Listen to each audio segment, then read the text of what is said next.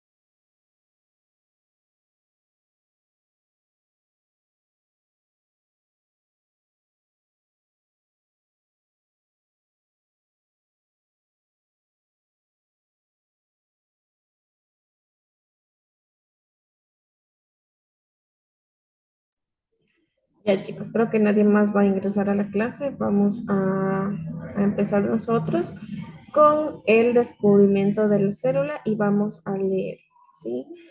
A ver, esperen un ratito para hacerle zoom a la pantalla.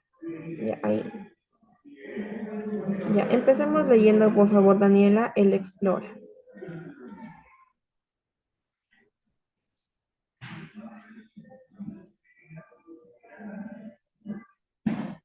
¿Está Daniela?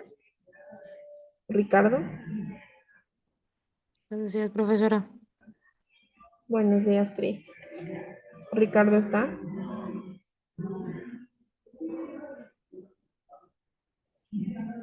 Cristi, lea, por favor, el Explora.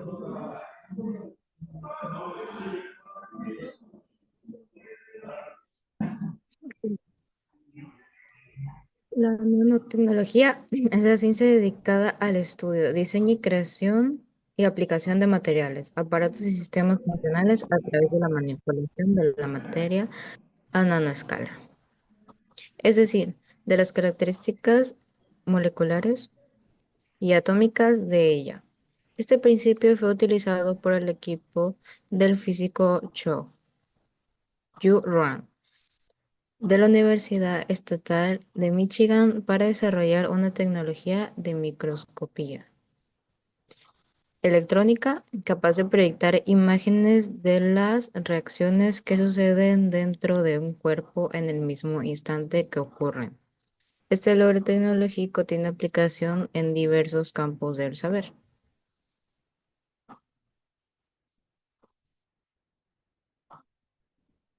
Ya, gracias, Cristi. Ya.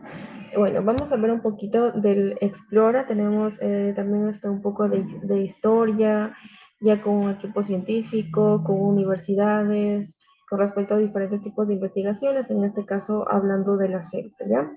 Pero para ver esto, para poder observar esto, tenemos el descubrimiento del microscopio. Ya, vamos a leer, me parece que Cristi es la única que está prestando atención en clase porque el resto pues no ha encendido el micro. Lo voy a remitir a otro estudiante y vamos a continuar leyendo, Cristi, por favor. El descubrimiento del microscopio.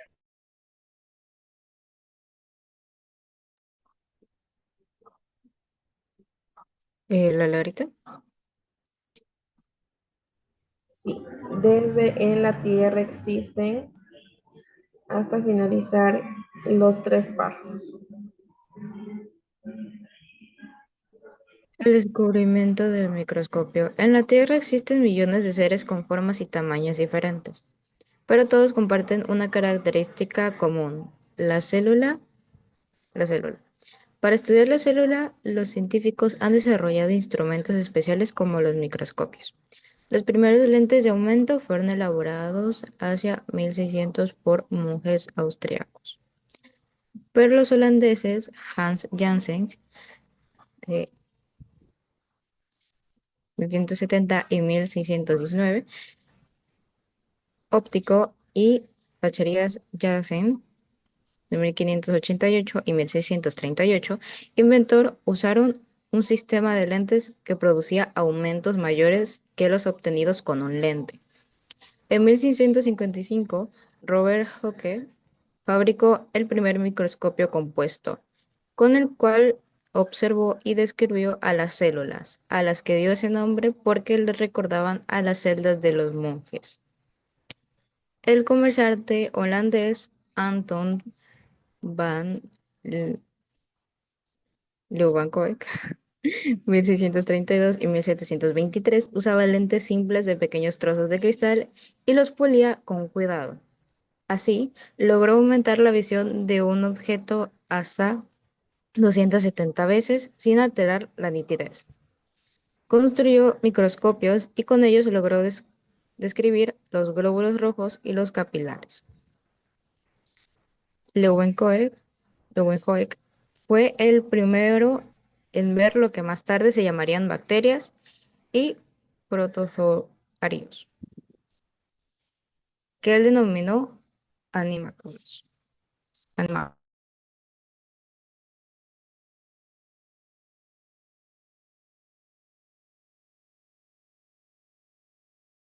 Gracias, Cristi. Ahora les hago una pregunta, chicos. ¿Ustedes alguna vez han visto a través de este microscopio? Yo no me. Yo no, pero mi hermana sí me ha dicho lo que ella ve, ya que ella estudia farmacia de la medicina. Ya, gracias, Dani, por su participación. Cristi o Heidi, de pronto. No, yo no. Yo Ya. tampoco. Bueno, no sé cómo esté ahora con respecto a materias de primaria, pero en mis tiempos, o sea, hace muchos años, yo recibía una materia denominada laboratorio, ¿ya? En ese laboratorio nosotros veíamos o teníamos la disponibilidad de utilizar estas herramientas, ¿sí? En este caso, el microscopio, el vaso de precipitación, el tubo de ensayo, las placas. Entonces, a raíz de eso, nosotros nos hinchábamos, ¿sí? En el dedo y sacábamos un poquito de sangre y colocábamos en una placa y veíamos a través del microscopio. ¿Ya? Entonces, sí tuve la oportunidad de poder observar a través de esta herramienta de aquí y créanme que em, hay como, no sé si decirlo animales, pero hay eh, estos seres diminutivos, sí, pequeñitos, pequeñitos que se mueven, ¿sí? Se mueven, es decir, que hay vida, ¿sí? En todo hay vida. ¿Sí? En todo nuestro ecosistema, en nuestra biología, en nuestra biosfera, ¿sí? Todo pasa por algo y por eso todo se estudia. ¿Sí? Y aquí tenemos un poquito de historia. Nos dice, los primeros lentes de aumento fueron elaborados hacia 1600 por monjes austriacos, pero los holandeses, ¿sí? Desde 1570 hasta el año 19, ¿sí? El óptico inventor utilizaron, a ver, aquí estamos hablando por años, ¿no? Aquí hablamos de un holandés, luego hablamos de este óptico mismo y hablamos de Zacharías, ¿sí? Desde el año 500 del 88 hasta el 600 del 38, ¿no? Ellos usaron un sistema de lentes que producía aumentos mayores que los obtenidos en un lente. ¿Sí? Y así pasaron los años y fueron mejorando, ¿sí? Iban describiendo las células, todo lo que tenían, iban viendo esas paredes, ¿sí? Que van formando las células, ¿ya? Y nos damos cuenta que por eso todo se estudia y todo tiene una función y tiene sobre todo un porqué, ¿ya? Aquí tenemos el primer microscopio, tenemos la muestra y tenemos el lente. Ya, continuemos leyendo, Heidi, por favor, desde un defecto. Un defecto del microscopio era que sus lentes descomponían la luz blanca en los colores que lo conformaban y los objetos pequeños se veían rodeados de anillos de colores que impedían observar con claridad. Alrededor de 1820, Joseph Jackson Leicester, 1786 a 1869, un óptico inglés diseñó un microscopio capaz de eliminar ese anillo. En 1930 apareció el microscopio electrónico, cuya ventaja fueron lograr un aumento de 1000 veces del objeto observado, una mejor resolución y definición.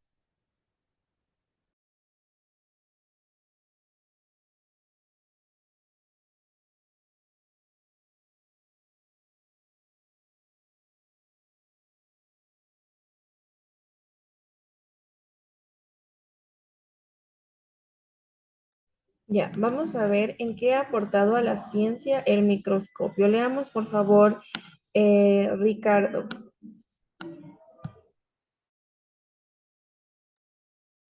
El aparecimiento del microscopio permitió al ser humano observar objetos y estructuras que se escapan a la vista humana e incluso a cualquier lupa inventada hasta ese momento, abriendo con esto un mundo nuevo de posibilidades de conocimiento.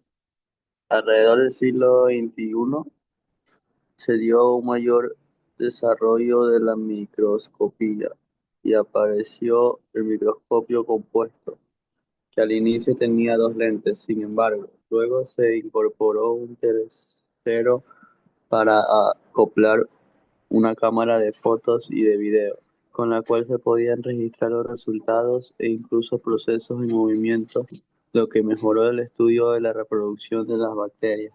Por ejemplo, a mediados del siglo XX ocurrió el invento de un nuevo tipo de microscopio, conocido como microscopio electrónico, que es capaz de conseguir aumentos de 100.000 veces, gracias al cual es posible observar estructuras aún más pequeñas, además de que por primera vez se pudieron hacer observaciones microscópicas en 3 dimensiones y determinar la ubicación de los organelos y otros componentes en el interior de la célula. Posteriormente se logró incluso observar la estructura interior de los organelos como la mitocondria. Así, el descubrimiento del microscopio fue el punto de partida de una serie de avances en la ciencia, como el estudio de las bacterias y virus y el análisis de la sangre, con lo cual fue posible determinar la causa de muchas enfermedades e incluso desarrollar las curas gracias a esto. Otro aporte importante fue el de la observación de cromosomas y ADN, gracias a la cual hoy se usa esta información para casos legales, ya que las observaciones realizadas aportan a la criminalística y, por lo tanto, a la solución de crímenes. ¿Me puede bajar, por favor?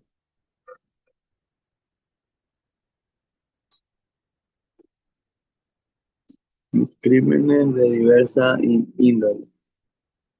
En el caso de la bioquímica, mejora la observación de los resultados de las reacciones químicas y aporta también a este campo.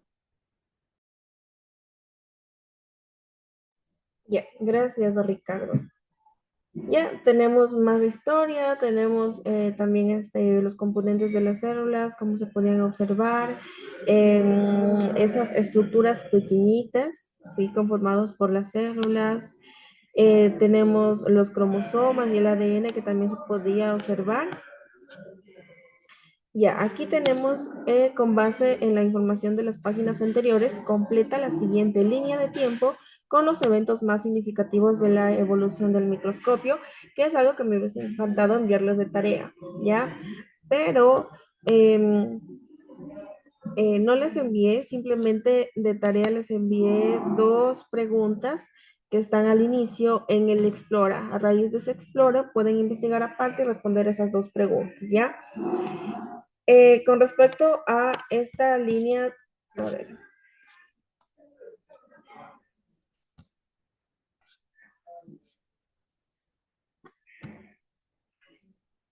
ya, con respecto a esta línea de tiempo no las envié porque no quería que se compliquen con los dibujos, ya a pesar de que están por siglos. Cuando ustedes se fijan en siglos y arriba también está describiendo lo mismo, se les va a facilitar, ya. Sin embargo, no lo hice, los dejé ahí para no complicarles un poquito con las tareas, ¿sí? Porque cuando les envío a dibujar, me descargan una imagen de internet. Entonces, como ya un poquito me los conozco, preferí mejor no hacerlo y que respondan las preguntas. A ver, tenemos la clasificación de las células y tenemos otro Explora. Leamos, por favor, Daniela. Quiero conectar. Los aliados de tecnología han permitido al ser humano descubrir la existencia de diferentes seres vivos en lugares inimaginables del planeta Tierra. Uno de esos hallazgos se llevó a cabo a la coordinación oceánica. Los científicos se suponía que daban conocidos extremos con alta presión y temperatura. Curiosidades absolutas. Su ausencia de oxígeno que existe en esos lugares. La vida como se conoce hoy en día era imposible. Sin embargo, los estudios han revelado la existencia de una gran diversidad de microorganismos, como bacterias, metalónicas, halofías y esconolofías, entre otros seres vivos, conformados por una célula, procariotas. reviertas gran importancia para la biotecnología, ya que facilita la producción de papel, al papel y determinante a la extracción de petróleo, la obtención de biochips para la identificación de personas y el diagnóstico de enfermedades.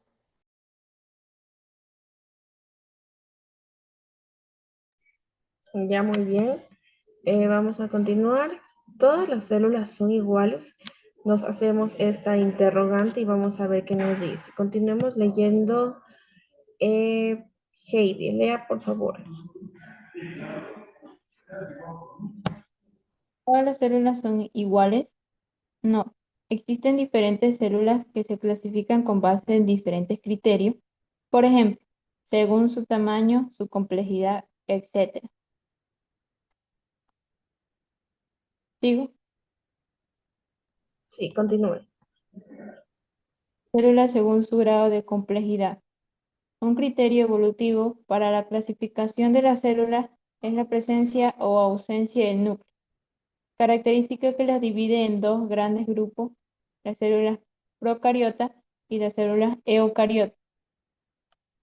Las células eucariotas aparecieron en la Tierra hace unos 3.500 millones antes de años y se encuentran adaptadas a todo tipo de hábitat. Dentro de este grupo se encuentran las bacterias y las cianobacterias. Las células procariotas no poseen núcleo definido porque no tienen una membrana nuclear y tampoco otras membranas internas. Casi todas estas células están rodeadas por una pared celular que las protege y las comunica con el exterior. Luego de la pared se encuentra la membrana celular y después el citoplasma, que contiene muy pocas estructuras celulares, como las ribosomas. Estos se encargan de fabricar proteínas. El material hereditario es circular y esta dispersión en el citoplasma. Numerosos estudios han demostrado que los organismos de este grupo pueden vivir en condiciones extremas y alimentarse de sustancias como metano y azufre. Por otra parte, algunos pueden realizar procesos de fotosíntesis, descomponer restos de materia orgánica, contribuir en la producción de alimentos y en muchos casos convertirse en parásitos que ocasionan enfermedades a los demás seres vivos.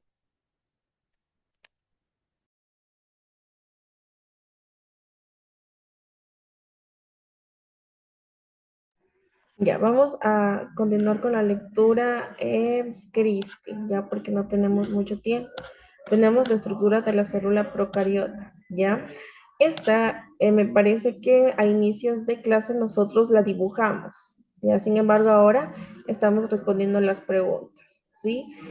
A ver, después en células eucariotas, Cristi va a leer, ¿ya? Sin embargo, vamos a ver de manera rápida la estructura de la célula, ¿sí? Tenemos los ribosomas, que son estos puntitos que están aquí, ya nos indica que en ellos ocurre la producción de proteínas, de sustancias importantes para el funcionamiento y la estructura de la célula, ¿ya? ¿Qué más tenemos? La pared celular, ¿sí? Justamente lo que está aquí. Es una envoltura gruesa y rígida formada por azúcares y proteínas. Protege y le da soporte a la célula. ¿Ya? Tenemos también el nucleoide. Aquí está. Es el material hereditario conformado por una cadena circular de ADN. Ya no está separado del citoplasma por una membrana. Y está también la membrana plasmática, justamente lo que está aquí, ¿sí? De amarillo. Se sitúa dentro de la pared y separa el contenido de la célula del ambiente. Contiene proteínas que intervienen en el metabolismo celular y en la duplicación del material genético. Aparte, va a controlar el movimiento de las sustancias hacia adentro y fuera de la célula, ¿sí? La piel, sí, estructuras en forma de pequeños pelos más cortas y finas que los flagelos que ayudan a movilizarse a la célula. ¿ya? Y los flagelos son prolongaciones del citoplasma en forma de látigo que permiten el movimiento de la célula en el medio, ¿ya? Cada uno tiene su función. Es una cosa tan chiquita, tan diminutiva, que hasta esta tiene su estructura, tiene sus partes, las partes que lo conforman, ¿ya? Tenemos las células eucariotas. Lea, por favor, Cristi.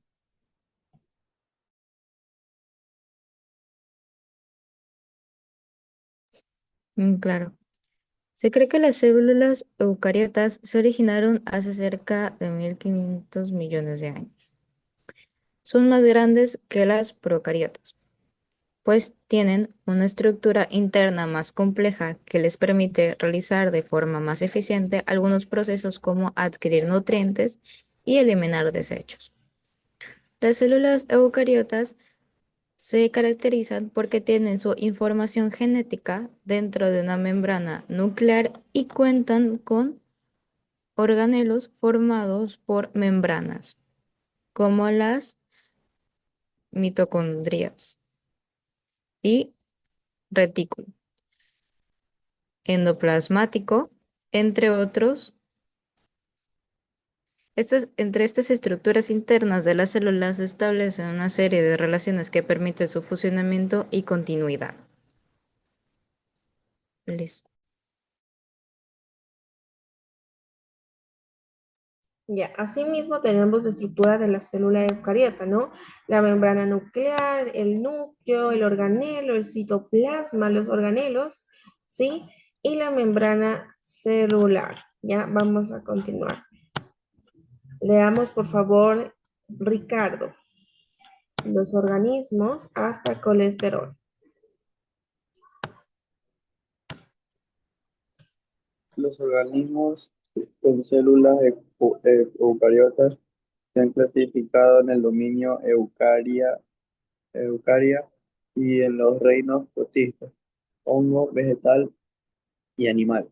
Algunos de estos organismos son unicelulares y otros pluricelulares. Esta diversidad es producto de diferencias en la estructura celular de estos seres vivos. Por ejemplo, las células de los hongos carecen de cloroplastos y por lo tanto no pueden realizar el proceso de fotosíntesis. Además, su membrana celular tiene una gran cantidad de ergosterol, sustancia grasa que le da estabilidad a la membrana. Las células que constituyen a los animales poseen colesterol.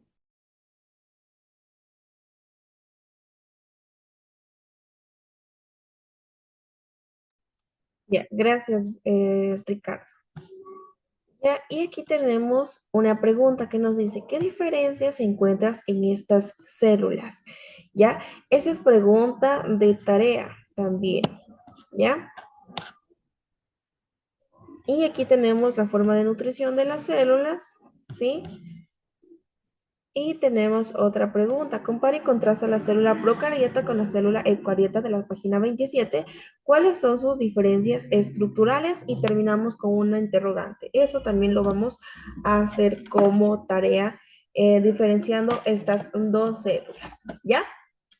Entonces vamos a quedar hasta ahí, chicos, y nos vemos el día de mañana con ciencias naturales también me parece. A ver, déjenme ver un ratito. Viernes, sí, ciencias naturales. Ya, chicos, vamos a quedar hasta ahí. Nos vemos el día de mañana. Que tengan una excelente tarde. Cuídense mucho. Adiós. Chao, mis, Chao, cuídense. mis. Chao, Dani. Chao, Profe, Cristi, Heidi, Ricardo. Chao.